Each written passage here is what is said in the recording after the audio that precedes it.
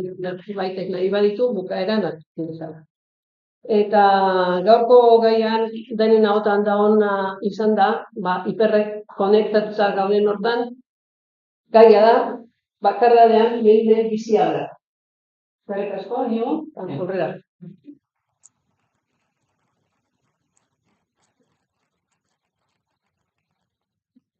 Eskerrik asko tortzeagatik, eskerrik asko Kostan elkarteari bai gonbidapenagatik, eta esan bezala, barkatu, galduta ibili eta azkenen momentu bai, baina hala ere, bazen hasian gaur egun bat gozo eta markatei geratzeko zean, eta eskertzen dizuet, animatu zaretela, hona etortzen.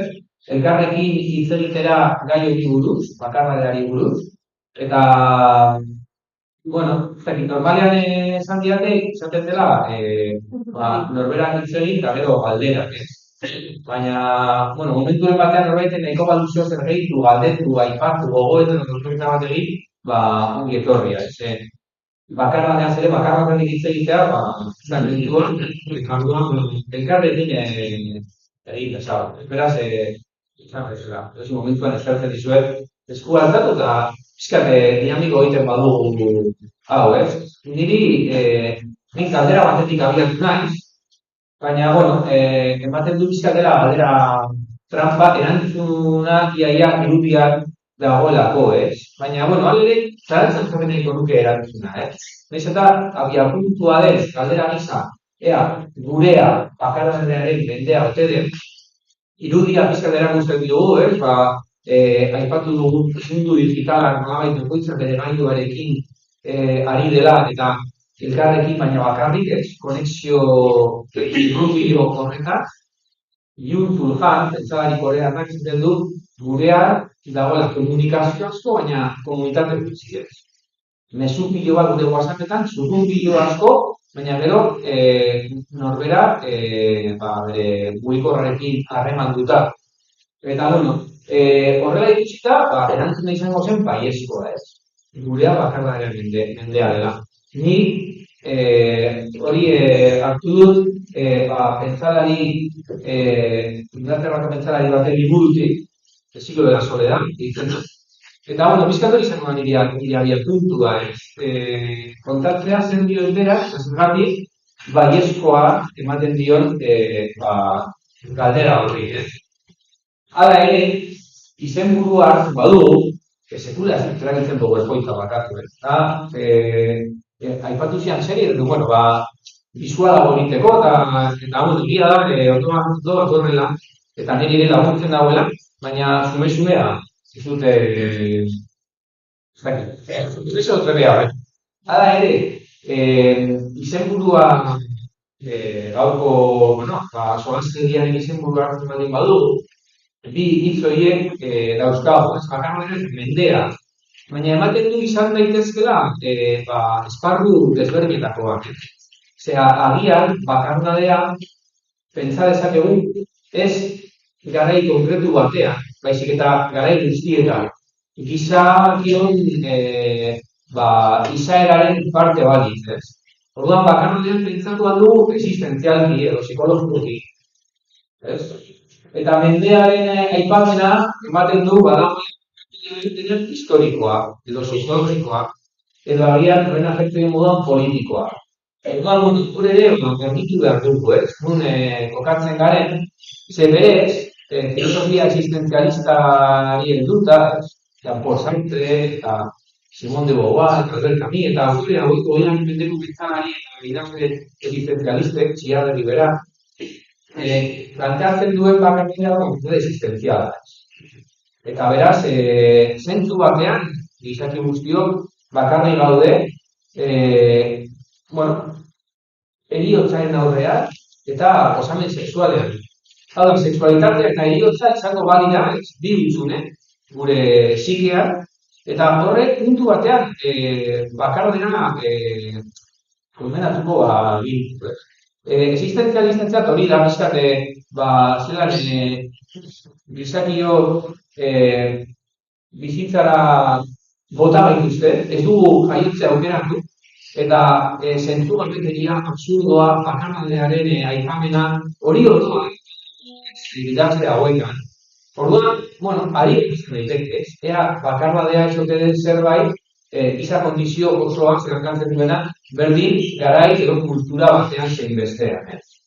Baina hala ere, pentsatu aldugu eta egin kuenta dezakegu. Hala ere, mendea edo garaia hartzen denez, dugu eta bereziki gure garaiak zer daukan soziologikoki bakardadean azpimarratzeko. Beste garai batzuetan baino bakartiago gaude edo gehiago pairatzen dugu bakardadea. Eta galdera horiekin pixkate aurrera eginez, bueno, egia da, askotan irudikatu dela, margolanetan, poemetan, eleberrietan, aipatu ditu da, hor dago, lekturaren egunkari hizpuntua, euskal literaturan bada, bakardadearen eleberri potente bat, lekturia, kapitulo, bilatzen duen harremanen bat, izan jainkoarekin, izan bikote batekin, baina beti amaitzen du pizkat, bakardade hori gainetik kendu ezinak. Orduan, bueno, hurbildua gara bakardadera irudi, eleberri edo poema baten bidez, ez bakarrik filosofiatik, eta ez dakit, galduko nizuekia zuek nola irudikatuko zenutenez, bakardadea margolan bate. 1818ko David Friedrichen ibiltaria hodeiek gainean. Bueno, bada margolan tipiko bat bakardadea erakusteko. Ez du zertan txarra, esatia ezakit hor dago, naturaren, eta bueno, a ber, nabartuta edo zerekin lotzen dugu, berez, azkara pentsatzen bakardadean zeo zer negatiboa bat, agian hori ere, solazaldian zehar, ikertu aldu, zalantzan jarri aldu.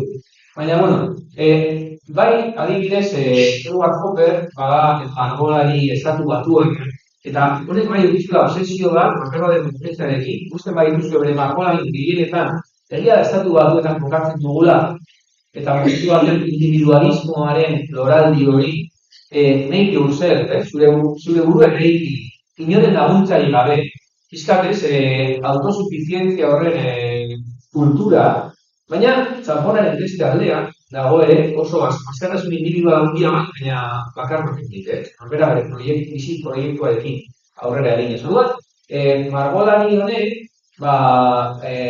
halako asko dauka, halako irudi asko dauka, erakuntziz, bakardade pizkatez tristeago bat, Eta, bueno, baita ere poesia ipatu dut, eta zuen elkarte kide bat laguntza eskertu diot, irakurtzeko bakardadeen buruan asko izan ziren, baina Ramon Jimenezen poema bat, deitzen dena Soledad, zuzenean, eta eskertzen dizut, Zok hori eskertzen diot, irakurtu dugula poemak zainitzen, hortik pasatuko da, nahi? Ez dut, zainitzen. Zumo dugu. Juan Ramón Jiménez, Soledad. En ti estás todo, Mar, y sin embargo, ¿qué sin ti estás? ¿Qué solo? ¿Qué lejos? Siempre de ti mismo. Abierto en 1000 heridas, cada instante cual mi frente, tus olas van, como mis pensamientos, y vienen, van y vienen, besándose, apartándose, con un eterno conocerse, Mar, y desconocerse. Eres tú y no lo sabes. Tu corazón te late y no lo sientes. Qué plenitud de soledad, Mar, solo.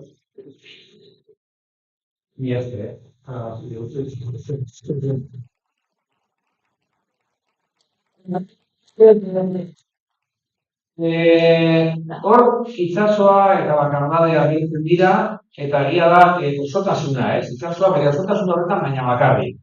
Eta aztaki sekunduraino, plenitutea edo erabateko osotasun hori autosufizientziarekin lotua, interpretatu aldugun bakarbade gisa, ez? Eta burura zetorkidan gaur egungo auto-aurrizkiaren profesioa, ez? Autoestimua, autoeraikuntza, autokontrola, eta abar. Uste dute zentzu batean, ez?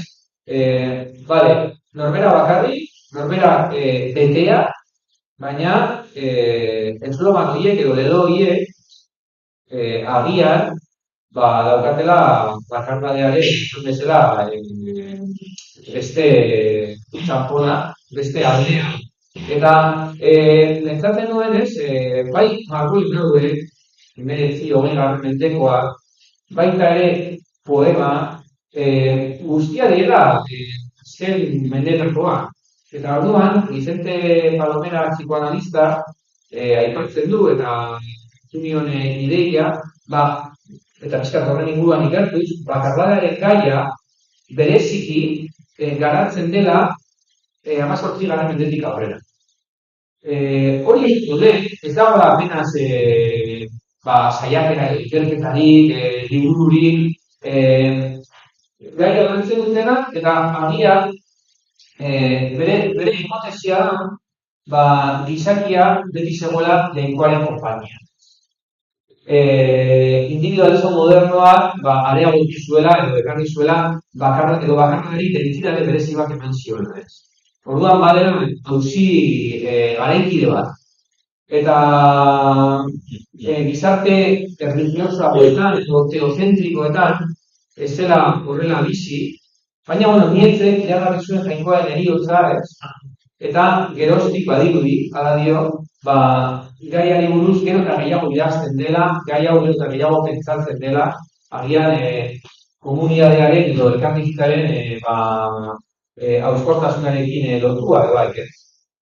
Orduan, buelta hauek emanda, ea zenba den historikoa edo edozin garaiko kontua, eta zenba den gure garaikoa, heltzen gara, aipatu bezala, Lorena Hertz, pentsalariaren gana, eta hasiera batean behintzat kontatuko dizuedan liburua, ez? Saiakera honetan oso modu adibide batekin eta oso era atsedinean garatzen du bakardadearen kontzeptua, modu kritikoan. Azken finean, bere hipotesia da, eta San Pauloren irudia, hirigunea handia, baina anonimatua erabatez, eta auzoa edo komunidadea esan bezala eraikitzeko saiagoa. Eta, bere tesia da hori, ez? Bakardadean, periodo hipermodernoaren izaera politikoa dela. Orduan berak aztertzen du gaia politikoki, bale? Hor dago, desberdintasun importante bat. Eta, orduan, gure garaiko adibide sintomatiko batzuk ekartzen ditu, ez? Aipatzeko benetan gurea dela bakardadearen garaia. Guk zerrendatu ditut, eta adibide artean dago adibidez Britainia Handian, 2018 urtean, Theresa May ministrariak, bakardadearen ministerioa sortu zuela, ez da egiten zuen. Baina... Bai? Ez nik egituna Frantzian sortu zutela ministerio bat, oaindala ez hain instruktzen. Bai, Britainia Handian hasi ziren, eta gero beste estatu batzuetan ere ematen fenomeno bada. Eta bertan, kezka zen, 75 urtetik gorako populazio erdia, bakarrik bizi dela, eta, ikusten zuten, arazo sozial gisa, eta zehozer egin behar zela gobernutik, eta ministerio hori sortu zuten, eta pixka gero dago Japonian ere bai, ez. Eta Japonian baita ere, gizarte isolamenduaren sintoma daukaten gazte batzuei begira. Eta egiten entzun duzuen hikikomorien inguruan, ez? Hikikomoriak deitzen diete, haien etzeko sartuta, egiten gabe, hilabetea, pasatzen duten gaztea, bideo-jokoetan jodazten, interneten, eta, karo, bilakatzen bihurtu da ere arazo bat, eta baita ere etortzen dira kodokusiak, izendatu dira behintza, eta horien dira, bakarrik hiltzen diren pertsonak, etxeak, eta inork ez ditu faltan botatzen. Igual, auzokie batek usaina sumatu arte. Aipatzen du kasua, 29 urteko pertsona baten eskeletua topatu zutela, urte batzuk pasa ondoren, zeukalako bere banku korrontean, zeukalako faktura guztiak automatikoki aginduan, orduan, ordaintzen zuen alokairua, zituen fakturak, eta aurrezki gabe geratu arte, inork ez zuen faltan botatzen. Horrelako fenomenoak ikusita, gehitzen du bat, dela, aipatu bat pertsona honek aurrezkiak zeuzka. Baina, jende asko, egoera prekario baten bizi dena, erabakitzen du lapurtzea eta gartzela diote. Eta eradetu asko. Hori izan da ere, Japonian agertu den fenomeno berri bat ez. Eta, zer dela eta? Bueno, behintzat, espentzean daudela, badaukaterako fakturen ordaindua, janaria eta konpainia. Eta orduan, urbiltzen dira, okindegi batek, jostaiuzko guzkoa batekin badare, lapurtzena, eta ez dute lapurtu nahi, dutena gaietan da, polizia gaiek hartzea, espetzera joateko. Eta orduan, Japoniako gobernuek pizkate larritu da, esanaz, espetzeak ematen dutela geriatrikoak, libertad. Eta orduan, horrekin, baita ere, bakardadearen kontua. Beste adibide sintomatiko bat, hirugarren bat, jorratzen goazaren da, izango zen, lagunak alokatzeko aplikazioak, ez? Renta 100, bueno, 2017an, agian, arrakastatzuena, egin zuten Los Angelesen, estatu batuetan. Handik eta munduko adibideak ekartzen ditut, edo Euskal Herria ekarri dugu, eta pentsatu ere gurean dago egiten kontu hau, ez? Baina, nobera jartzeka aipatzen ditu hainbat aplikazio.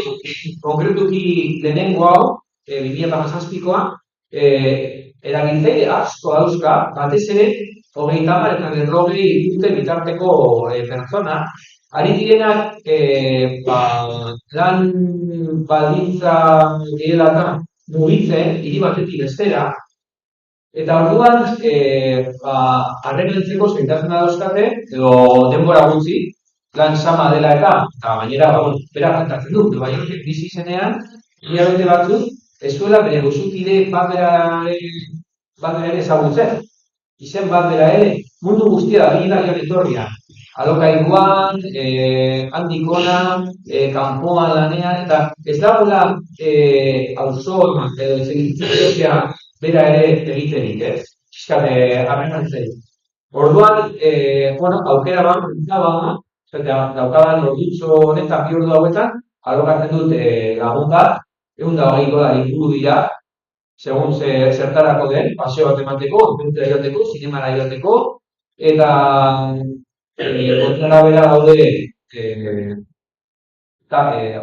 ordaintzeko kopuru bestelakoak, baina egia da, berak dion moduan, danari baietzako dizula, egiten duzun txistei barra egingo dioz, guztia egin adoz. Amaian ordaintzen diozu, eta listo. Ez dizu bere dramari kontatuko, lagun bat izan dira, deitzen hau eta hogein ezatorkit ondo, kontatzen dit bere momentuko egon ezina, eta denbora eskatzen dit. Eta bizi bagara ere, denboraren optimizazioaren garaian, denboraren errentagarritasunen garaian, horrek ere ez diola laguntzen rizkietasunari. Denbora galdu behar, lagunetik galdu, zentzurik baikorrenean diotez. Eta orduan, halako fenomenoa, halako enpresak lagunak alokatzeko Eta laugarren adibide bat, agertzen den izen arraro hori, mukbang, hau Korean hasi zen, eta arreta egin zidan, ze, bueno, bada, YouTubeen dauden bideo batzuk jendeak jaten ikusteko. Zu jartzen duzu, eta pantaila horrean daukasun hor, adibidea, jaten Moldova gainera bideoa. Eta bere hipotezia, elkartekin jatea kultura gehienetan izan dela ritual, ez? Geldiune bat, imanean jateko. Eta gurean, oso modu individualean ere planteatzen zaigula, ez? Ikusi hiria hundietan, lan bitarte horietan jaren du, ez dakit, beko kafetegia, edo nola, bakarrik, tarte horretan, bueno, gaur dugu etxetan ez dakit, askotan, bakoitza bai, bere gaioarekin, eta hor ere, pentsatu bertu benute, nola desritualizatu den fariak, askariak, eta bat. Eta, bueno, horren kontrako aldeak ikusten dena da, norbait jaten dena eskaintzen edo jaten, eta arezpare bideoak ikusten beste pertsona bat ere jaten dagoen. Iaia izpilu bat, edo kompainia curioso hori, ez? Bueno, mukbang. Eta gero, beste azken adibide bat, aztertzen ditu bera abestietako letra. Azken hamarkadetan, azken 20 urteetan, nola joan diren letra aldatzen. Eta, bueno, berak dio, gero eta gehiago entzuten dela abestietan guretzako, gurea, dutasuna, eta gero eta gehiago nirea, niretzako, ni, orduan hori ere, sintomatikotza, jotzen. Berak, bueno, koktelera honekin, adibide hauekin, ikusten du, bereziki, bakardadea edatzen da gola gure garaian, eta kontua da, adibideak alde batera utzita. Zein da kauza, zergatik gertatzen da? Eta kritika da, bizimodu neoliberalari. Ekonomia konkretu bati. Egiten dio kapitalismoari kritika bat, komunidadea eraikitzen den toki bakoitzean, lehertzen dituelako, apurtzen dituelako gune horiek. Eta orduan, bueno, arrazoi batzuk, edo kausa, bilantzearen, eskutzen gara, adibideari, arrazoi posibletara, bueno, pizka zerrendatzen, bera kapitulo, aipatzen duen. Bada abiadura, gure bizimoduaren ezaugarri bat, beti eskizatuta, beti korrika, denbora aprobetzatzeko, denbora urrean, aipatu dut horren optimizazioa edo errentagarritasuna edo ekonomian erabiltzen diren hitzak bizitza sartu dira. Kudeatu behar dut dire bizitza. Kudeatu behar dut dire dagoela, nola pasatu diren esparru batetik, eguneroko bizitzara, kolonizatu du gure histeria ekonomikoa. Bueno, abiaduraren kontura, egia da, presaka baldin manoa, zaiak modela, norbaitekin. Geldiunetzo bat, elkarri entzutea, horren inguruan aztertzen du, hiria hundietako hiria da, ibiltarien abia da, gero eta harinagoa den. Azken hamarkadan, eguneko 10 igo dela. Nola neurtuko duten, Singapurrek bereziki dio eguneko 30. Zoak dole urte batzuk, eta ikizun duzu jendea paseo bat mailen, eta gaur egun, mundu guztiak horrik. Eta orduan, halakoi gehitzen badiogu, erdikortasun etengabea, une oro mugitzen egon behar izan behar, horrek ere ez dio laguntzen, ez berriro ere, harremanak sendotzeko, finkatzeko, eta gainera, esaten du, norbaitekin ere, hiria hundietan, eta horian joera, ez bera dio, 2050 urtean, aurrikusita dagoela, munduko populazioaren ehuneko 70 biziko dela hirigune handietan, hiri erraldoietan. Eta bertan ere, norbaitekin, baldin solako, ez dakit, sokatzen garela, edo, zailagoa da, jakinda, ez duak berriro ikusiko pertsona hori, saiatzea, ondo tratatzen, eta askoz ere agresiboagoa dela gure arteko gure elkargune horiek alde batetik horregatik. Pertsona honekin ez naiz berriro elkartuko, ez dakit horren, eta presaka goaz bio, eta zer.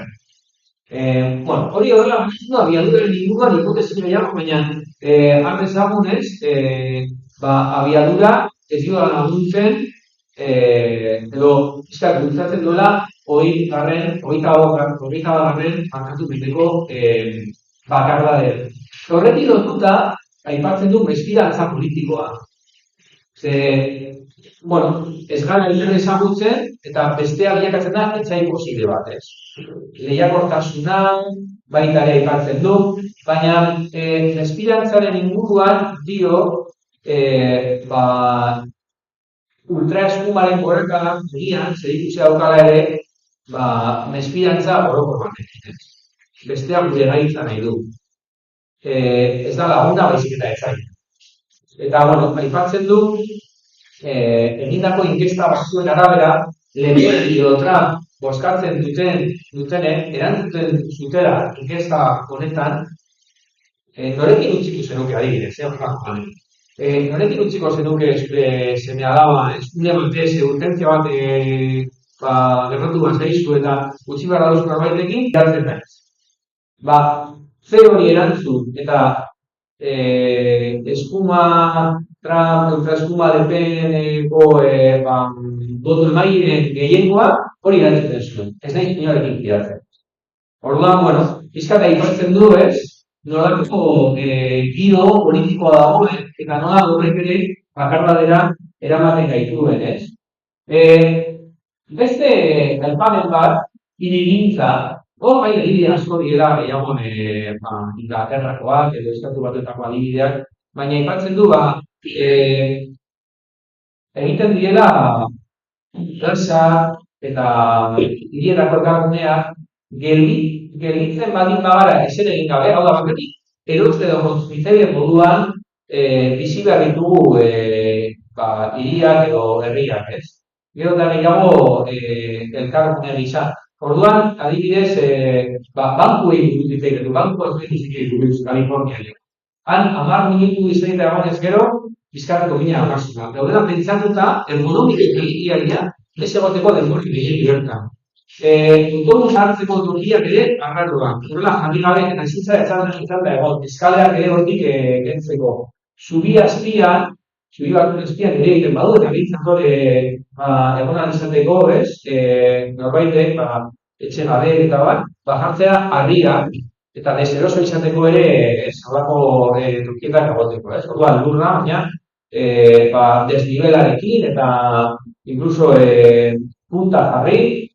Orduan, egiten du horrelako zerrenda luze bat, hirigintza bai, dagoela pentsatu da, ez egoteko eroso, ez bada, Carlos Ángeles epatu zuten, norbait kalean ibiltzen batin badoa, da, kotzearen bila doa. Ez dago besterik. Orduan, horrelako hirigintza pentsatu da dagoela, ez herritarrentzako, baizik eta bakarrik teleologea. Eta beste hipotesi bat, garatzen duena, beste kausa bat, Ipatu ditugunen artean, abiadura, mesfidantza, arkitektura mota, bada ere, eta honekin, horretaz duz egin ezake berbaz, eta askotan aipatzen den eguneroko gai bat da digitalizazioa. Kapitalismo digitalaren inguruan, dinatore hezkuntzatik, hezkuntzaren dago kezka hori, arretaren inguruan, estimulo gehiegi, ezin pantailatik atera egungo pertsona, eta berak lotzen du bai lan samarekin, Eta esaten du azotan, egungo bulegoetan, dagoela mundu guztia espazio berean, eta erantzuten imeiak ondoko mailan dauden pertsonen imeiak. Eta orduan hori dena ipatu komunikazio asko, baina komunidade gutxi, eta zarata digital horren menpe bizi garela, eta ez dakit, ze punturaino gure harremanek baldintzatzen duten ere digitalizazio oroko. Egia da hor dauden enpresa, kapitalismo digitalen enpresa handiek, nahi dutela gero eta denbora gehiago kontzientzia bertan, zer gero gure datuekin egiten dute negozio, digu, datuen extractivismo aipatzen da, beste garai batean, gasa, petrolioa, edo dena delakoa bezala, gaur egun dira gure datu horiek. Gero saldo egiten dituzte, orduan gu konektatuta baldin bagaude bertan, haien negozioa justu egiten dute. Beraz, gukia onartu ez. Da hori da, hirugarren batekin partekatu dituztela gure dut. Baten du guk hor, haietan oso hitz gozoa dela, baina hiltzen daude datuen jakaria. Eta pentsa, pixka desbideratzen naiz, baina idazten badut eskutiz bat, eta postariak ez duten baldin bai, gauza bat, zabaldu dut eskutitzak eta bestetik konpartiko duten zer, ez? Hirugarren batzuekin esan zuk idatzi duzuna. Hori delitu izango zen. Baina hori da, mundu digitalean etengabe egiten den. Datu horiek partekatu, gero, horiekin egiteko haien merkatu. Eta gero, gure arreta, hor baldin badago jarrita etengabe, berak aipatzen du, ikerketa batzuten da bera, mundu bakina mazkaltera bideo hau, hartzen dugu mai gainean mugikorra, gain ditugu unatzen zaizkigu elkarrekin hitz egiteko. Hori antza horrela da. Zer gaude pizkatez, arduratuta, sartu da mezua, entzuteko modua, entzutearen krisiari buruz hitz egiten du, barrakaren krisiari buruz hitz egiten du. Eta horrek ere, zerik izauka bakanoa denekin. Lehen eta aurre eskutzako irakarne batzuk eskatuta, daude, gero eta gehiago aurrekin hitz egiteko ezintasunagatik. Eta irakasle baten artikulua aipatzen dizuet, kuriosoa, egiten da, zergatik maite duen nire ama gehiago, mugikorra nik baino. Bere hipotesia da, askotan ez, abandonatzen ditugula digitalki, hori, eta horrela ez emantxapari, baina, handi berean, akabade puntua dagoen, eta, horrek ere, lotura zuzena dauka, pobreziarekin, ze, guraso asko, ez horretena eskolazkanko egintzetara, edo zaindari batek ikusteko aukera haien semea da, orduak eta orduak usten dituzte pantailen aurrean, eta horrek ere gero haien arreta, haien elkarrizketa, haien solasaldirako, ez da bat ere egokia. Beraz, nola aldatu du digitalizazio, gure harremantzeko modua, eta agian nola mugatu, ez? Eskara jarriko ere, edo bentzea, baina agian bai, gehienik egia horrek nora maramentzen. Ez gauzuma, bera jartzen du, garbi bertan. Eta azken bat, eta oso kuriosoa, ze hor, bai, Japoniak adibidez ematen ditu, ze Japonia dantza robotekin daukaten harremana ez dute hain, inquietantea edo beldurgarria ikusten, animismoa dela eta, egian anima badagoenak dela, orduan aipatzen du, robot zaindarien negozioa, Sonic eta atera dituztena, bai, dikoten moduan, robota, hitz egiten dute, gai desberdinak gogoratzen dute izan dako guztien, beretzen dizute, zelan gaurko solasaldian, badaki entzun du, robotak gogoratzen du bere memoria, eta danari gainera, modu honean, ez da moztu irantzenik, eta orduan, dikote perfektua bali dute. Baina, agian izan ikitzen ez duzio zer dut. Gero entzuko dugu Bauman, bideo zati bat, eta beran, aipatzen du digitaren arraketa interesgarri dut. Baina, robotak zaindariak, robot sexualak, robot lagunak, horren zerrenda egiten du, bai, eta negozio horren atzean, ea bakarna dea zuten arerakutza. Orduan, zerrenda hori eduta, egizelako, zelan antukoraz. Jakizo zerbait, aipatu nahi duzuen. Nik bai, zaldera bat daukat. Bai. Bakardadea nik entzuna bintzen da, nahi gabekoa, hau, eta hautzaz hartutako erabakia ekarri bizitzeko. Eta horretaz ez dezun zaitzen ikizetan gehiago dela, nahi eta ezko Pasarari bati. Bai, guztitzado. Hor beste bereizketa badago, interesgarria, ez? Eta, bueno, baina bakarria ez duzen beti izan behar eskorra.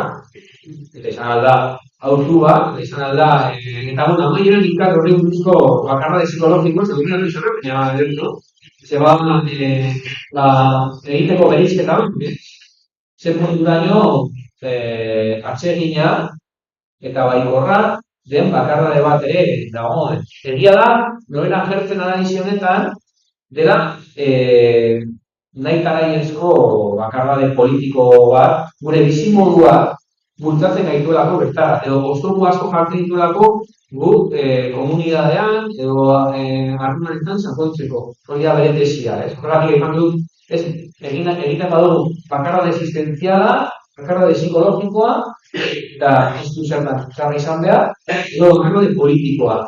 Eta berak hiltzen dio gaiari, ez, gure mendea politikoki bultzatzen duen bizimodu bati.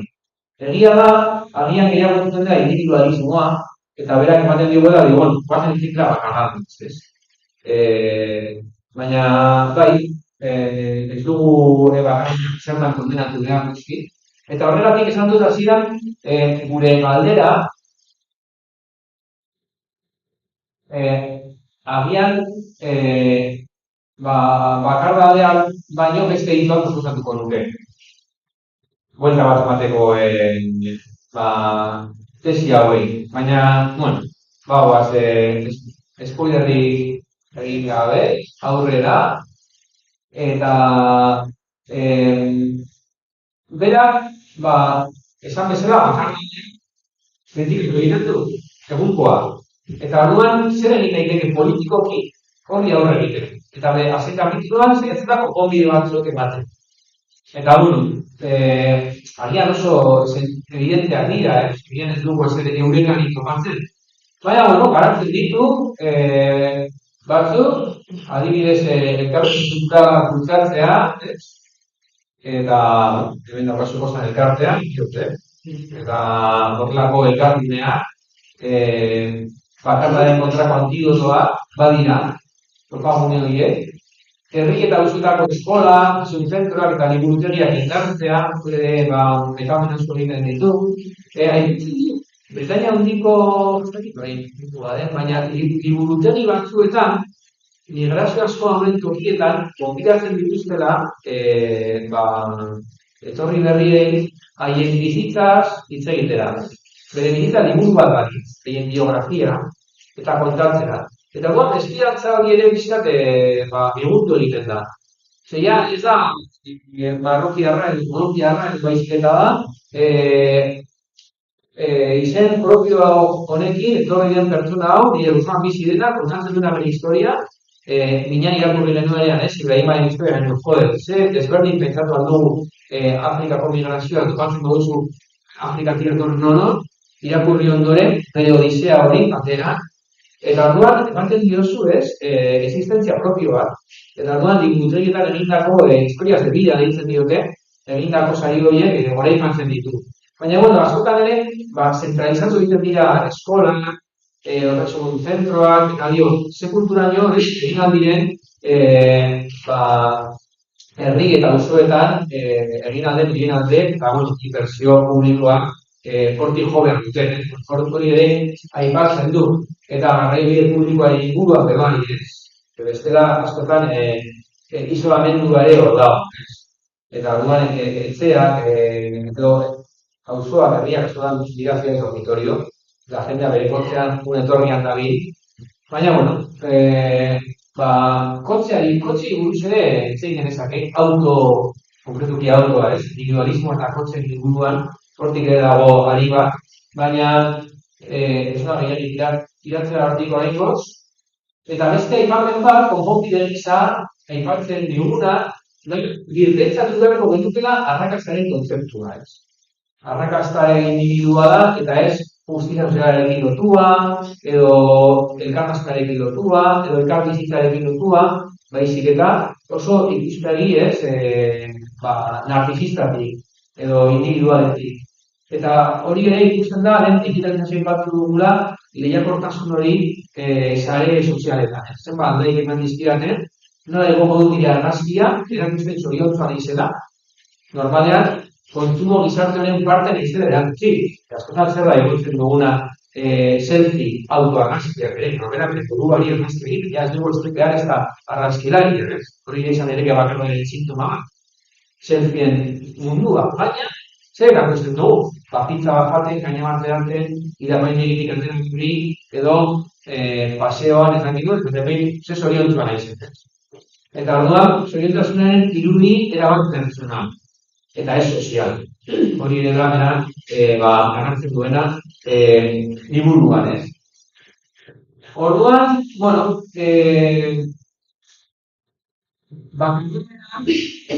bakarra de politiko honek badauka zerikusia individualismoarekin, orokorrean, gizarte individualistarekin, eta hor topatu nuen, eta YouTubeen daukazu interneten oso errezituzteko Eric Gardini, da Italia zinemagilea, egiten du dokumental bat, Suediar gaitasunaren teoria. Eta orduan, hor egiten du oso modu, oso unkigarria eta oso sakona zitzen duke, baina, egia da, hoi bide gara Britania Hundian, Japonian, Frantzia daipatu dugu, berak Suediako kasua, Italiak doa bertara, Suedian bizi da, eta egiten du, hango bizimoduaren azterketa bat zendidian, garren urtean, populazio erdian izen, etzean bakarra. Eta orduan, hor, nahiko nuke ikusi gero minututxo batzuk, hemendik nola proiektatu dudan, baina hori bat den, neukan fundamentu hipermodernoa, saiakeran, egiten dut aipamen bat dokumentalari, eta, bakarrik zertela batzuk, apuntatu dituen gauzak, nolabait, narzismoaren garaian bizioen gara, eta soilik gure buruarekin gaude kezkatuta. Kezka politikoak alde batera dizita, kezka pertsonala dira nagusi. Osasuna zaindu, norberaren egoera ekonomikoa sarturatu, konplexua kentzen alegindu, oporren zain egon, homo politikusetik, homo psikologikusera igaro urteniela esaten zuen idezko bertzi, soziologo frantzesa. Kontuan kontu, giza lotura, inoiz baino euskorragoak dira azken hamarkadetan. Unerako dozarena, aldetu aldo. Batetik, norbere planak eta norbere burua proiektatzeko askatasun gehiago da. Bestetik, zirikaren bidaia, ziurtasun gutxiago eta bakarra gehiago ere bai. Ardura horrek, terapia anitzen supermerkatuaren zailutza eta egin. Nikasunean, pertsonalitatean, bera produktu bilakatu. Self-examination, norbera bere buruarekin arduratuta, bioenergetika, joanin, proxiba, bain, nitasun orekatuaren itengabeko bilaketa. Topa esan zure benetik zure autentikoa, ez? Baina Arthur Rimbaud, poeta, esaldi iradokitzaile badauka horren kontra. Ni beti naiz beste bat. Esaten du Rimbaud. Ez dago nitasunik zu edo berari gabe. Nia ieskorra da. Giza identidadea, adibidez, kanpotik adierazita dator. Hitzak, hasiera batean ez dira gure. Hizkuntza guk jaioa aurretik existitzen zen. Orduan, beste bat hitzak erabiltzen ditugu, gure bizitza intimoa adierazteko. Denok izan gara atzerritarrak, baita gure ama hizkuntzan ere, ez genuen ulertzen. Eta hizkuntza ezin dugu giza harremanetatik kanpo individualki garatu ez. Hizkuntza giza erlokzioen ondorioz sortua baita. Barandiaran ez gara gure baitakoa. Esaldian laburbiltzen zuen hori ez. Giza lotura individua baino oinarrizkoagoak direla azpimarratuz. Baina ez gara guztiz ez. Ez gara gure buruaren egile. Ez dugu gure burua sortu. Materia hitza, latinezko mater, edo ama, hitzetik dator. Zotan pentsatzen dugu dela atomismo materialista, baina hitzaren jatorria da ama, materia, Orduan, bestez osaturik gaude. Ama, eta, edo ardenan, zine alam, errekide, alkide, arizkide, sare simboliko baten barruan sartuta, Orduan, bakartiegia eta itxiegia ordea individualismoa, autoestimuaren kontzeptua individualismoari lotzen badiogu, adierazgarria da hitz horrek azken urteetan izandako horrekazta. 1997an, Iberun egunkari aztertuta, autoestimulitza esen agietan behin ere agertzen. 2019an berriz, egunkari berreetan, 2005 agietan aipatzen zen. Gure gaiz guztia dira autoestima basuaren ondorio, hori ere zute da, dana norbera bere buruarekin eta pentsatzeko joeraren parte. Adibide gordin bat, Japonia sukaldari ospetsu batek bere buruaz beste egiteko saiakera egin zuen, bere lanaren errekonozimendu sari importante bat jaso ondoren. Nola ulertu saiakera hori? Ze autoestima oso altua edukiko zuen saria jasota gero, izan ezake. Suizidatzeko saiakera horren arrazoia galdu ziotenean, honakoa erantzun zuen. Ez neukan saria norekin ospatu. Ni negun naiz, baina bakarrik nago. Beraz, zer nolako minan proposatzen ditu jendarte izate hiperindividualista? Konpromiso luzeari gaur egun eustea inoiz baino komplikatuagoa dela. Izatekotan maitasun likidoa da nagusi, erabili, kontsumitu eta botatzeko harreman. Bueno, zentzu horretan, eta ere, baina maitasun likidoa, gizarte likidoa, bauna soziologoak berak ekartzen du ideia hori. Eta, bueno, zentzu horretan, lotzen ditu behin dokumentalarekin, karrera gisa hor. Suediako gobernuak herritarren independentzia eta askatasunen aldeko kanpaina lideratu zuen 80ko markadan. Munduko gaitzi gobernuak dependentzia omentzen. Alda da, gurasoak zergatik aske bizi behar dira, eta hori aldarrikatu zuen, Suediar aldarrikatu zuten Suediar agintari liberalen kongresuan. Eta askatasun individualaren eropean, gizarte plangintza zehatzak izan zuten. Norbera, bere autonomia garatzeko, plangintzaren kudeaketa pertsonala egiteko modukoa. Bueno, hori horrela zeta dokumentan. Hori kontatzen du, aipatutako Erik Ardini, Suediar maitasunaren teorian. Teoria kailan ez du intzarra ematen, baina zeintzu dira elutzeko ondorioak ekar bizitza. Aipatu dut, 2005an, Suediako populazioen erdia, norbere etxean bakarrik bizi zela. Orduan, honekin, independentzia pertsonalen obsesioa elkarrekin bizitzeko ezintasunera aramatzean dio Landini. Suediako adibidetik iraka. Suedieraz, astean zer bakarrik bizi eta soilik astebutan ekartzen diren bikoteak izendatzeko hitz badukan. Sarkoa. Etiketa horrek egiten du egunkarien eta aldizkarien aholkularitza sentimentaleko ohiko gomendioekin bat egiten du. Zer diote aholkulari sentimentale? Ez zaitez jauzi bikote konbentzionalen burguila, ito egingo zaitu. Konpromesori gabe elkartu zaitez, apurtzeko errazak diren erlazio goaren direktu beharria. Antza, hori da, behitzak, The Guardian Weekend, egunkariko aholkularitza emozionaleko atalean gehien errepikatenen aholkula, Politxikoko erlazio hori eman behar zaila lehentasuna, krimenzen estiloan, erabili eta botatzeko. Kontsumorako artikulua dira nozioan, eta merkatuko beste gauzit moduan ipatuko den lagunak egiteko aplikazio hori ez. Bueno, hau zen bizkat minutu pare bat ikusteko dokumentala, pare bat esati, aukeratu ditu, ea, kapazan naizen, izango zen, hemendik atera, txikitu, hau bat, eta hemen da.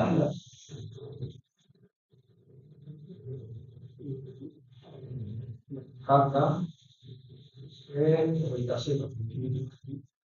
Bueno, zuediraz egiten dute egiten dute, eta dago subtituloekin.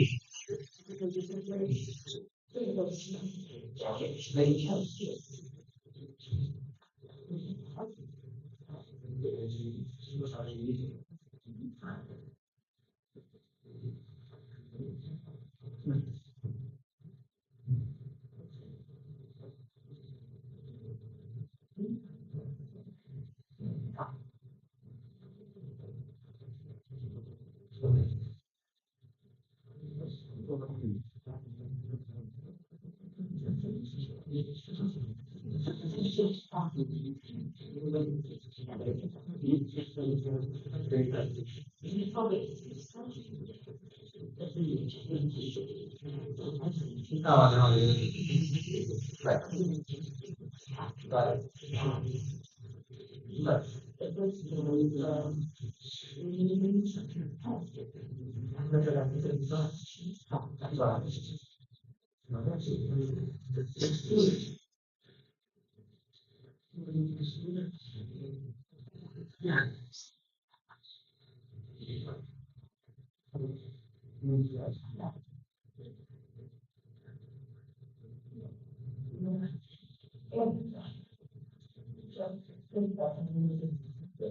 Bueno, esto es abajo.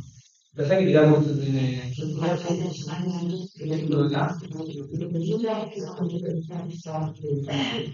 Parece que la vida está en casa, yo. Allá por el público. No sales a menos que sea necesario para mostrar comida para el día.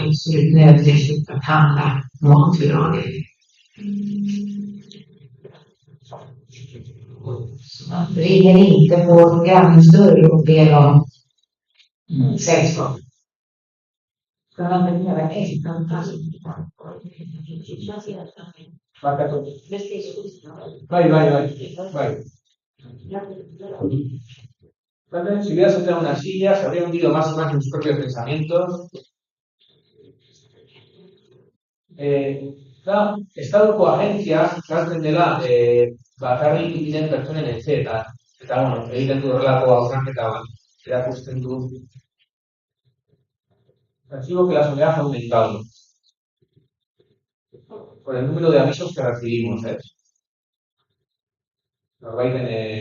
hay más casos de personas que encontraron muertas en su casa después de mucho tiempo, con respecto a hace apenas 10 años. Bueno,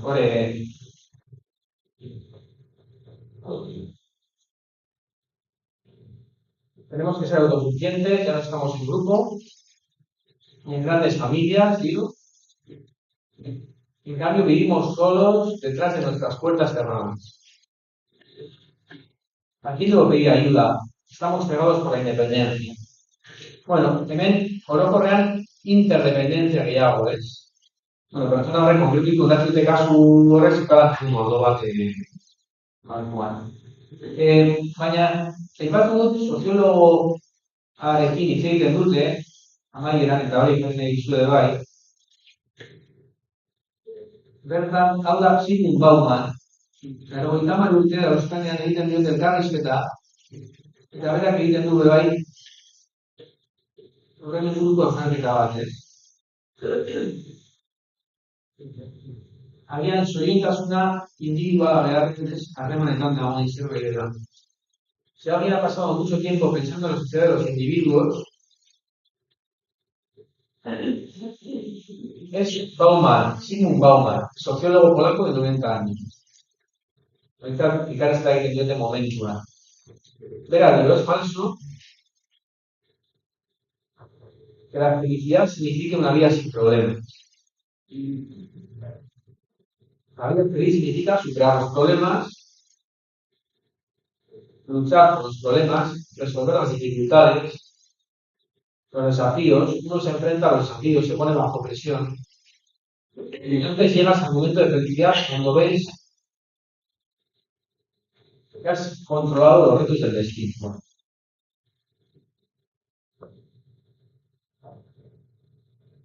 Es exactamente esta alegría de superar las dificultades, de luchar contra estos problemas, enfrentarse a ellos y superarlos, es algo que se pierde cuando el confort crece.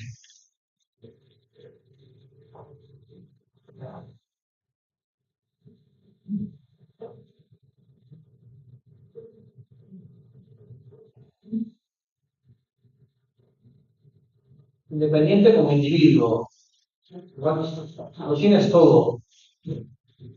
Vete seguro y puedes mirar lo que digo, tienes suficientes provisiones para mantenerte lejos de la miseria y la pobreza.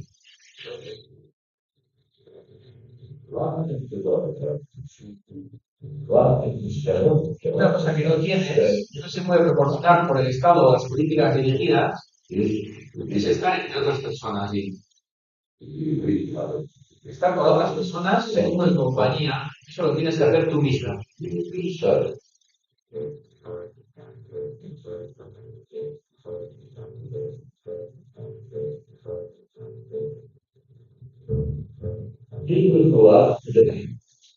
Las personas capacitadas en independencia están perdiendo su capacidad para negociar la convivencia con otras personas.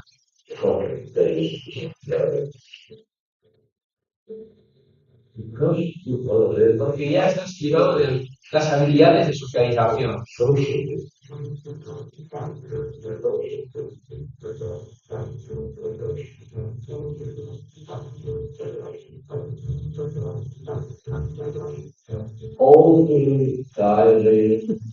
Es muy agotador, requiere mucho esfuerzo, mucha atención. El proceso de negociar y de negociar la vida en común. Volver a discutir, aceptar, crear. Y la independencia te quita la capacidad de hacer precisamente eso.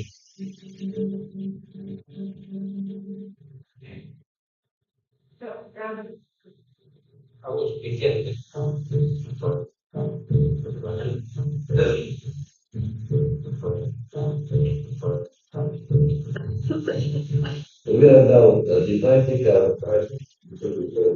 Dividimos nuestra vida en dos mundos diferentes, online y offline.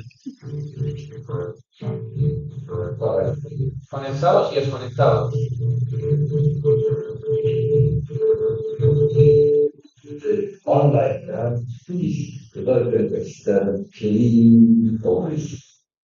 La vida online está libre de riesgos. Ya verá, Diego, no, es fácil hacer amigos de internet, de la red. Tú estás sintiendo tu soledad, esa compañía digital. ¿No te gusta las actitudes representadas por otros usuarios? Y simplemente dejas de comunicarte con ellos.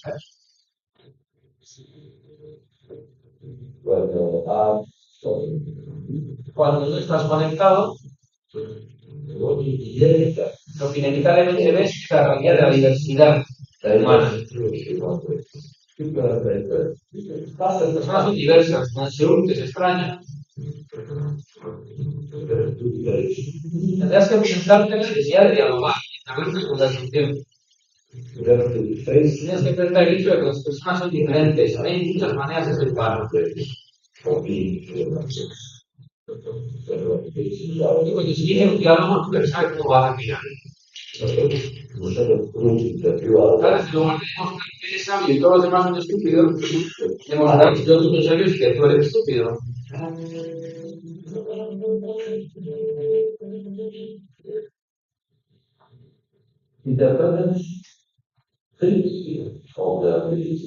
independencia te quita la capacidad de hacer precisamente eso.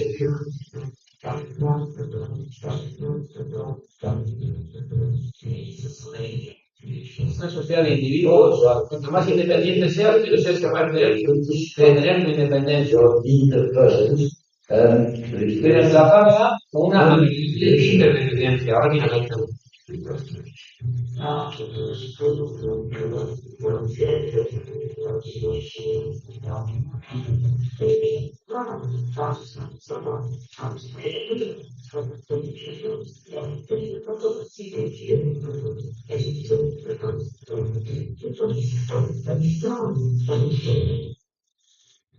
Bueno, soy de aplicación en teoría, Bauman, socióloga, Aipar Zendu, San Mesela. Aipar Zendu bata bestearen beharran, ez? Interdependentzia hori edo elkarrekiko behar horretaz, eta askotan ez, bizitza dagoela maite dugun pertsonen mente, bizitza emozionala. Ez du ezen da, menpekotasun bizarra izan behar, ez? Hori da bizkate bere tesia. Eta orduan, bueno, hitz egin dugu bakardanean, baina...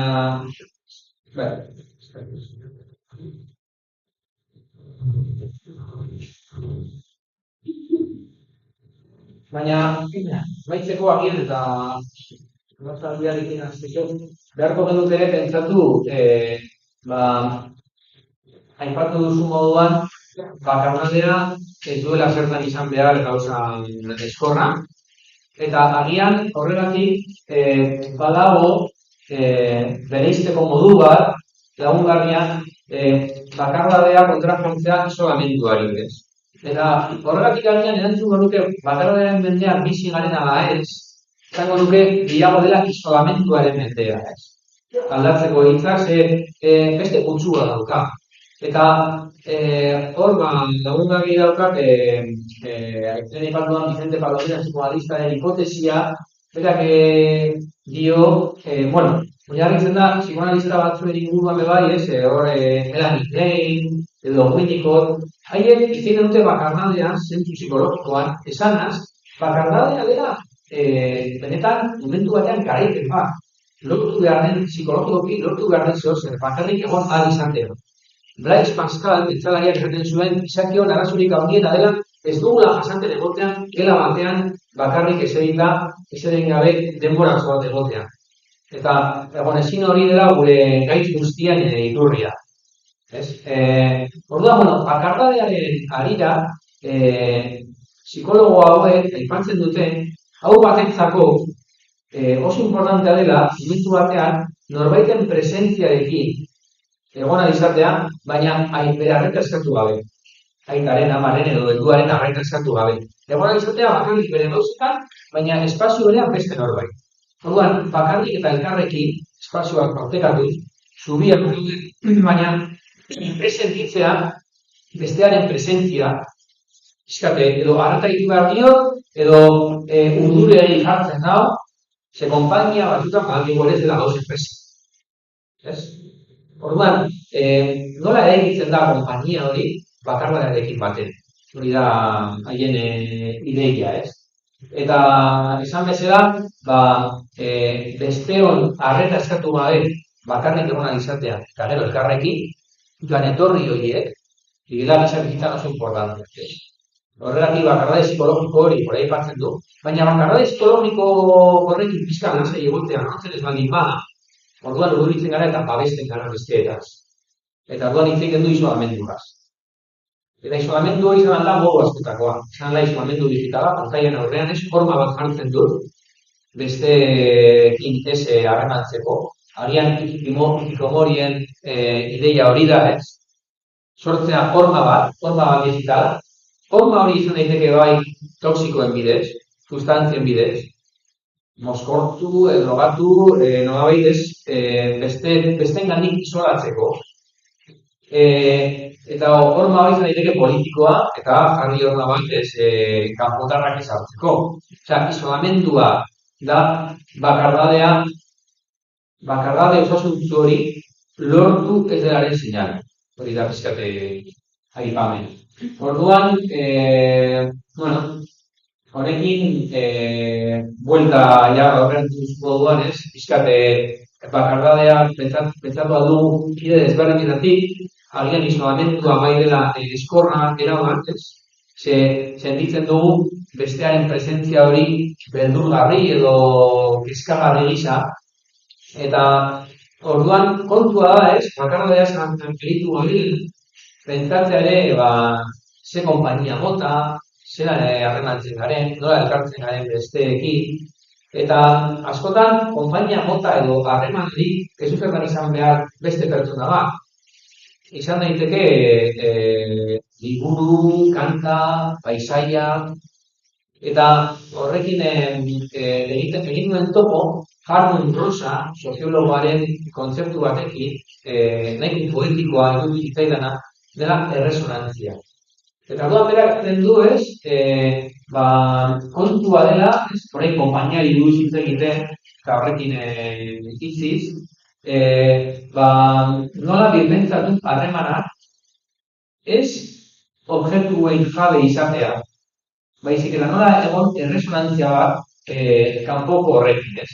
Eta orduan, horri buruz, Harmon Rosaren kultura, eta erresonantzia eta konpainiaren ideia lortuz, Beraz, dio, bueno, zertan hartzen ez, erresonantzia, bere hitz klabe, bere entsalari honen hitz klabe.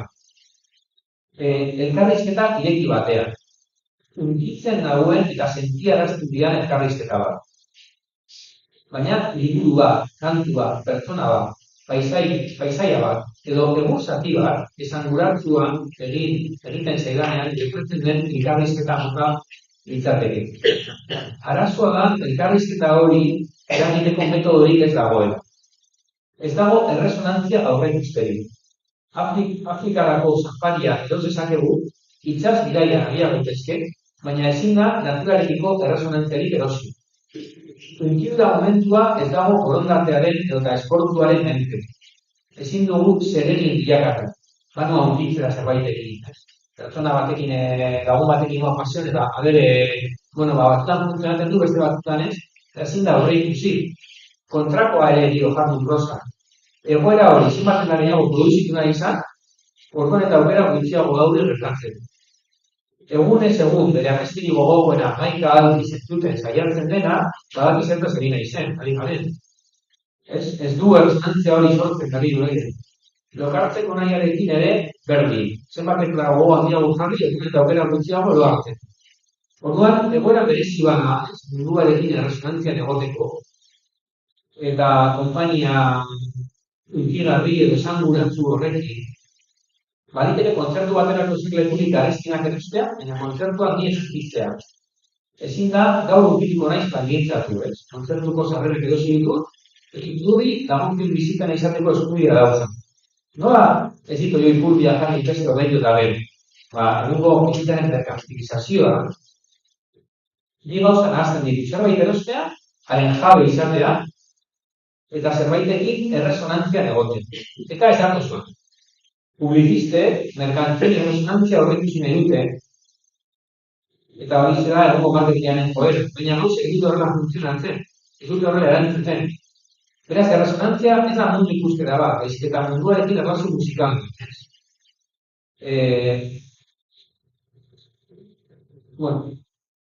Gaur egun musikalekin musiketan jartzeko joera dago, supermerkatuan itxaran gelan, igogailuan, eta agian gauzak besteari zidotenaren zenare egin.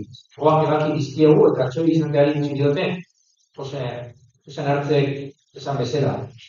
Musikalizazio orokorrak mundua izitu dela adierazten du, ez? Antatzen duen mundua da jabetzatik kanpo biziketa bat mundua. Mendiak, itxasoak, haizeak, hitz egiten digute eta gugan urkidu da sortu, ez? Ordea, ezin ditugu behartu eta ezakigu zer egin norabideetan, ze norabideetan gerotu duen erresonantzia dut. Jarraitzen du pixkat hitz egiten, antzinako greziarrek kaidos izendatu zuten, momentu egokia topatzea. Eta jarrera berezi bat, presa gehiagirik gabe, zerbait esanguratu edo zerbaitekin, norbaitekin erresonantzian aritzeko. Agian, aireportura presaka noa Kristina galtzeko zorian, zailago izango da, izaila hortekin edo bidean topatutako norbaitekin unkidura hori sentitzea, ez. Orduan, niri munduarekiko eta bestekiko tratu maitarrien momentu duten zitaidan erresonantziaren kontzeptua gustatzen zain nahi du gehiagik ulertzen, nahi ulertu nahian, ez? Jardun prosa eta hortzen, ezkerrik. Eta hortzen ikartzen du konpainia pentsatzeko bide bat, ez? Beraz, bakardadearen ikuspegi existentzialetik pasatu gara politikora, baina bakardadea baino agian politikoki daukaguna da isolamendua, eta agian, bakardade osasuntsu bat lortu alda, eta baita ere, konpainia atsegin bat, erresonantzian jartzen garenean munduarekin edo besteekin. Eskerrik asko.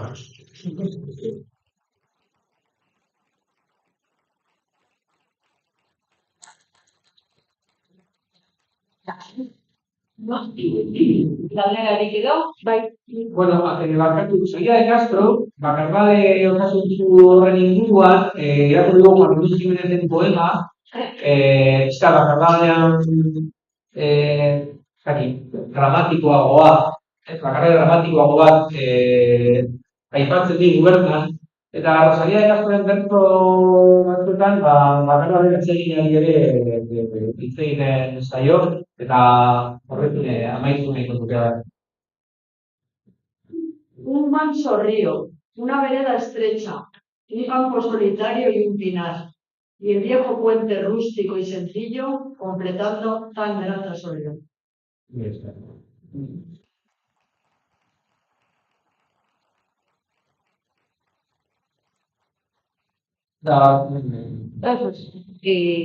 Lehenengo argazkian, presentazioko argazki hortan, atentzio agertzen da jendia telefonoekin, eta gero agertzen da persona bat txakurrekin.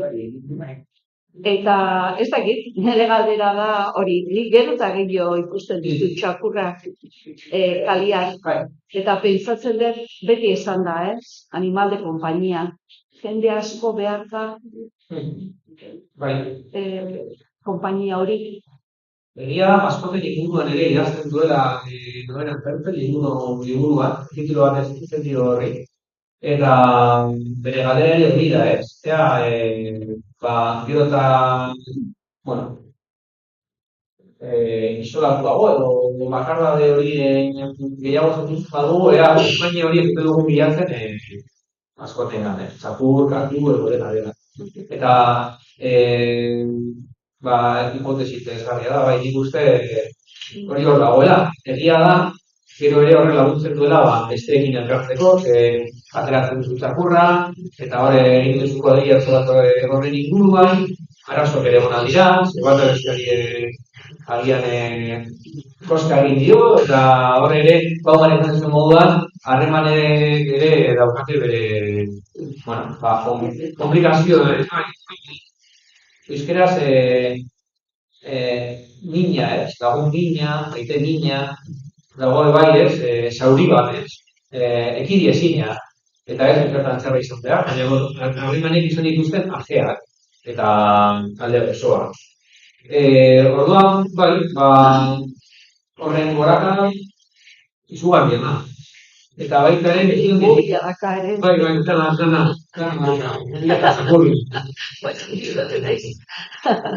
eta zakurra bakarra digitalizatu gabe dagoen, baina egia da, badaudela ere maskuta digitalak. Eta orduan, horren eman behar diozu aplikazio horretan, janaria, garbitu behar duzu bere gana, hasi ziren tamagotxiak, baina gero oskoz garatuagoan dira, eta badaude batzuk holograma, hiru dimensioetan, euken duzunak etxean, maskotak, baina dira, esan bezala, ordenagailuz, infografiaz egin dakoa. Eta, badauzkaten abantaiak, ez dituzu eraman behar albaiten gira, ez duzu zertan arbitu behar, eta baina baita ere, harreman mota den hori. Mundu virtuala, ematen du, duela zentzu horretan, mundu digitala, biztan indarra. Orduan, maskoka digitalena agertzen da, eta nire zen. Tamagotxik Itzen ziren, egia da, bai. Ez da zituen garbitzen, gaten ziren kakak bilatzen, eta azkenean egiten ziren. Baina, reset eta beste berri bat mentu. Eta, nik uste, gure gizartea zentzu horretan, tamagotxia bezala, dela oso, zuntzitzailea. Eta, azkenean ematen du, ordezkatu eta berrik topatu. Baina, horrek egiten du, aurrekoarekin daukasun harremana, ez dauka nizko kontrazunik. Laguna hiltzen eta beste batekin enbezkatu. Ados, baina egituan erlazio pertsona horrekin, berezia da, ez da ordezka ezina da. Maitasunak egiten gaitu ordezka ezin. Eta harremana hori dauka pertsona horrekin, eta hori da harremana. Eta merkatuak esaten diogu, ez tranqui, objektuak badiz, joan apalategina eta beste bat hartu. Eta magotzekin bezala, eta orduan gure harremanak egin duelko dira, merkantilizazioen logika jarraitzen baldin badu. Eta askotan esaten da, dolua, hain pasa, eta aldertu bat bestea beti, eta listo. Nik uste gizabiltzen dela hori. eta markaitu bagaitu harreman batek, bueno, doluaren lana ere, eta elaborazio bat egin behar da, eta jakin pertsona horrek ze papel izan duen gure bizitzan, eta bere memoria hor dago, eta bueno, ibili behar den parte bada. Egin ere, oso gogorra egin zitzaidan ikustea, Japonian telebistan, hildako alaba baten reprodukzio digital bat egiten zutela, eta ama eta alabaen arteko elkargune momentuan telebistan agertu, bueno, horako betaurreko batzuekin, irudimentzuetakoa, eta zuen, bere WhatsAppean eta gabiotako ahots eta mezu guztiekin, egin zutena da zen, deskargatu eta berak erantzun egiten zuen. Eta guan ematen du, ez dago egin da.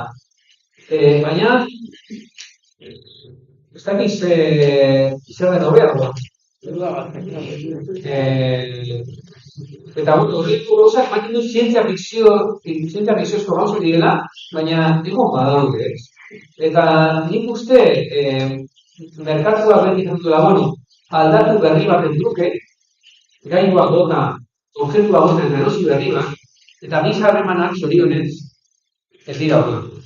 Eta maitasunak egiten gaitu ordezka ezin, adizkedasunak egiten gaitu ordezka ezin, eta merkatua izango nuke, zentzu zabalean, maitasunaren eta adizkedasuaren kontra dago. Da, errazionatzea, objektu horrekin. Eta erosi berri bat, eta Konzeptua erresonantzia oso polita aintzai, eta, zaila gaur egun sentitzia ere, astirik ez dugu artean ezertarako baina. Naiz eta igual konzeptuakin kontrajarria izan, entrenatu daiteke erresonantzia? Behitu, Hartmut Rosa, eltzalari Alemania da, Frankfurteko eskolan diator, gara batez ere eskura ezina deitzen den liburu oso batean. Orduan eskura ezina, zentzu batean ezin da guztiz, ezin du gure esku eukin, gure esku daukagunean erabat, ezin du egiten da.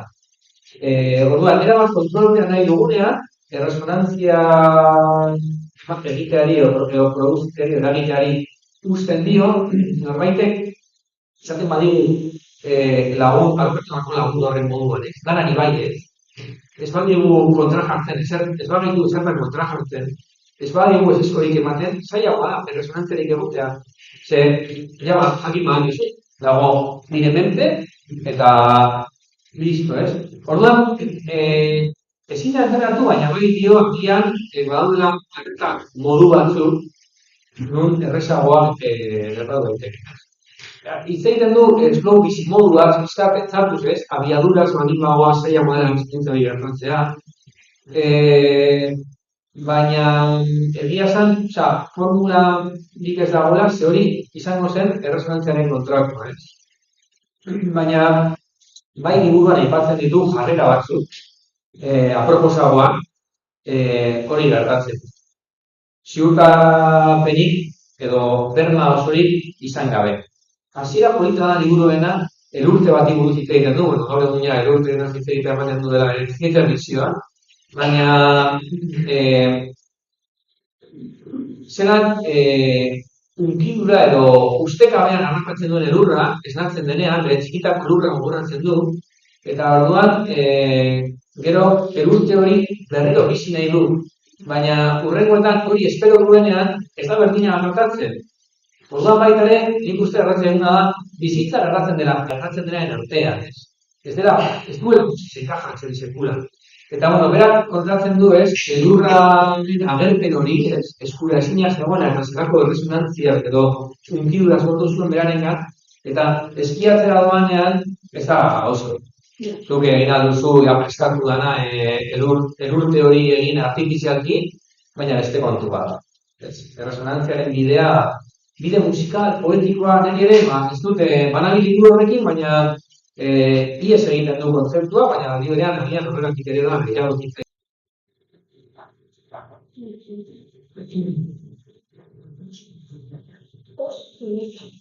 Zer bilatu bakatu, horrein gogoratu bere bidaiari buruz, txinara doan bidai bati buruz, resonantzia egiten den inguruan, eta esaten du urtero joaten dela, zati batzuk ematean, eta beti ikusten dituela dendak konetu direla, une hori dagoela obretan, eta bai dio horrela zuzaiagoa dela resonantzien egotea, eta bueno, ez dugu hitz egin barrabarearen inguruan, baina komertzio txikia,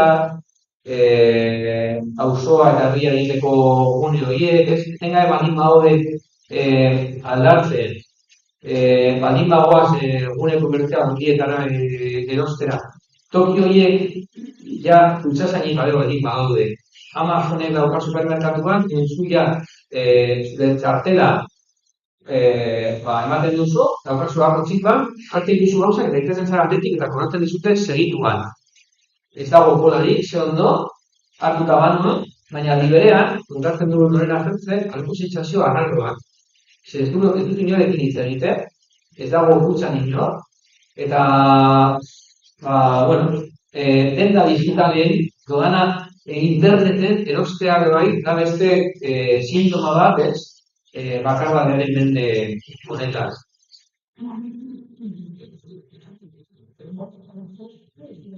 Bueno, tengo que Nahiko nuke zuen gogoetaren bat entzune bai gai honen harira, nola bizi zuen herrian, azken hamarkadetan halako zuen sentitu duzula ezabatu dela, Imagina prova gaztea.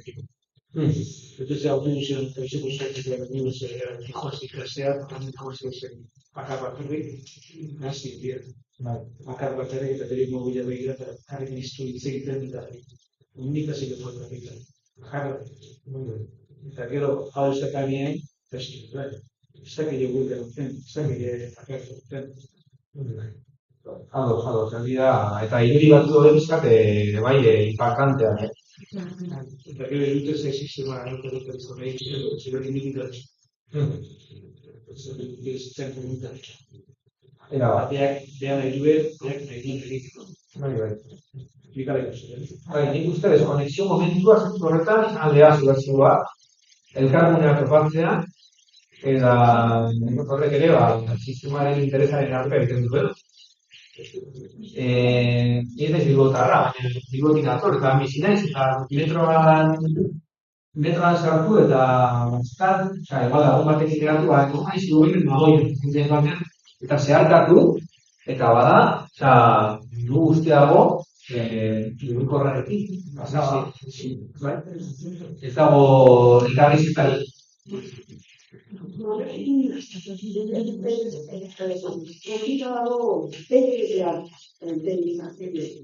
Barkatu? Esan dizuna desigualdizia dago, zenizazio batekara, antenak beti denbora betegia. Bai. Zina, zitekoa, Bai.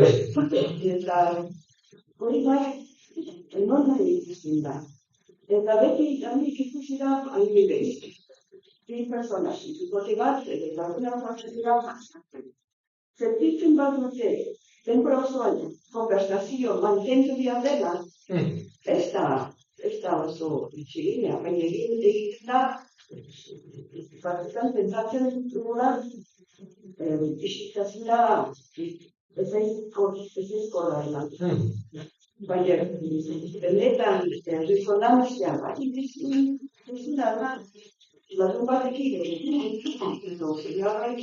pasio bat ematera, eta egiteko behar ez sentitzea. Sentitzea ondo gabe, bakoitza bere genduan, bere pentsamentuak egin, bere zebaziokin, eta elkarrekin. Hori, oso txitan, ikusten da, edo sentitzen da, edo praktikatzen dugu gaur egun. Bai, oso interesante. Beti behar den sentsazioa. Bai, esker bai, izan dago batiz, ematen du gutxunea zapatu behar ditugu une oro, eta ezin gara aspertu. Eta hautaroan egiez, aspertzea da, holantzak esmatzeko une bat, eta batzutan une oro aspertzen ez batzori. Eta tapatzera goaz haien Hutsune hori, tarte bat zabaldu da. Bueno, igual denbora pixkat eman, eta okurtuko zaio zehoz, irudimena botako dio. Eta baita ere, kritik ez, hutsunea eta aspertzearekin daukagun diari mitologizatu egin dugun aspertzea. Eta giltzaren parte da. Eta hortik ere sortu aldira gauza asko. Baina baita ere, diozuta nola bizi dugun isiltasuna, bete behar dugu hutsunea aspertzearena, baina baita ere, ematen du, isilune bat dela urdurik hartzen garela, ez da lortu orduan, konpainian eta bakarren eguteko aukera hori, eta orduan, desatzen egiten zaigu, eta sentitzen dugu, bete lan egitaren presioa. Eta nik uste, hori klasea egitea, biztua kulturako burua zaizulako, edo biztela, egonean egotea, konpainia horretan, hori dela beretan marabila bat. Baina, bueno, hori ere dago, nuklearen galdera, psikologikoki, nola bizi dugun, ze konfiantza dago pertsona batekin ere, joteko, tarteka hitz egiten, tarteka isilik, eta bieta zirkulatu izatea.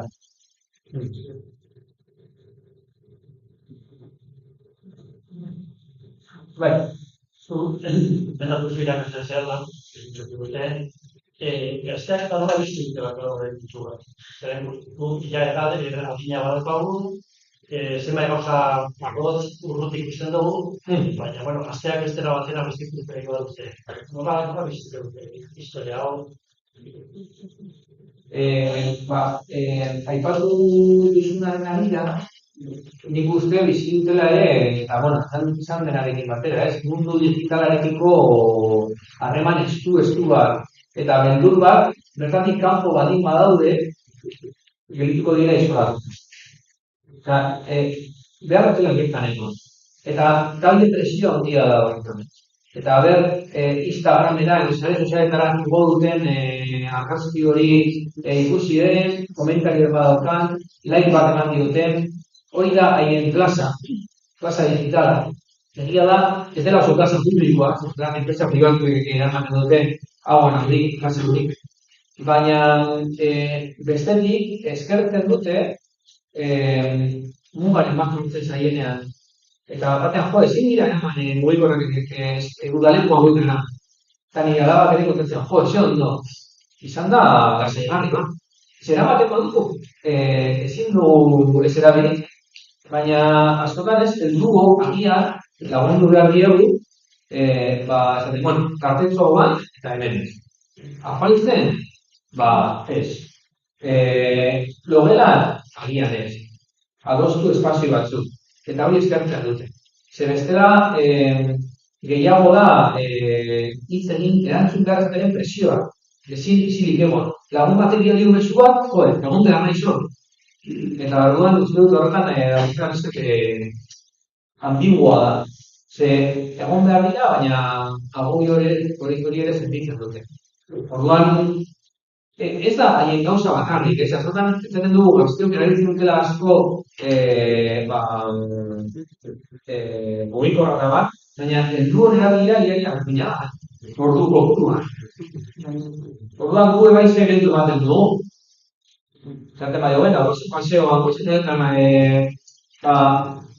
planak gaudenak ere mundu digitaletik kanpo, ez?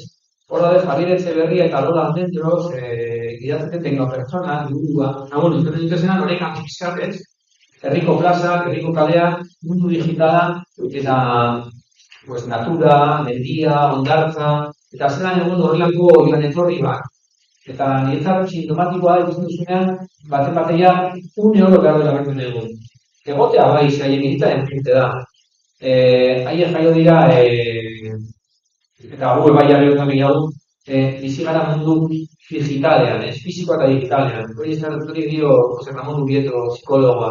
Momentu batean gaude hemen presentzialki, eta hemen gure batez, ez dugu guazetan, eta horari, bera etorrian. Baina, hiru horien artean, digitalak hartzen duenean tirania itzela, hor da uste dute gure interbentzioa, hor behar dute. Eta askotan, abandonatu egiten ditugu, eta eskoletan, jarri mugikorrarekin, askotan erabiltzen da, benetan, oso modu txarra. Eta guretzat ere, enfrentamendu asko ematen duelako kentzea. Orain, atera da resetxo txostena, eta hitz egin dute psikiatrek, psikologoek, pediatrek, regulazio horrekin, beharrezkoen regulazio horrekin. Garapen kognitiboa, arreta dela, sozializatzeko kontua dela.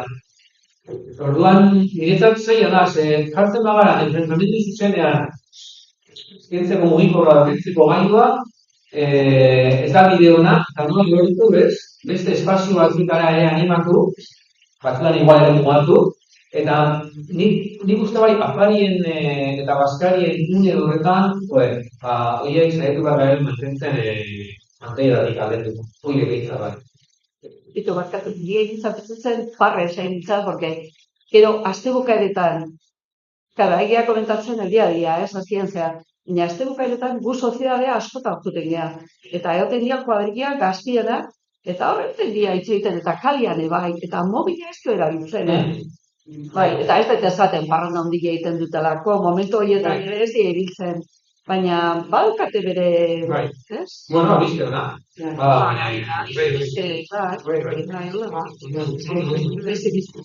Bai, entitu ere guztienak dugu. Eta oso partorra dia gazte. Por esaten dute, gazteek batzutan duzen duten,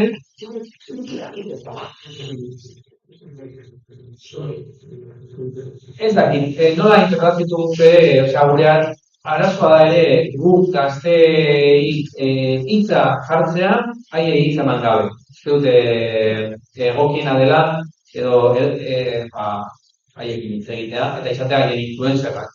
Eta hitz egin alizatea haiekin, eta gure testigantza, gure bizitzaren gauzak ere kontatzea, zer moian dut gabe, eta horreko zonazandiak ere sortzea, gazteekin, eta gure artean. Gaurko bezala, eskerrik asko,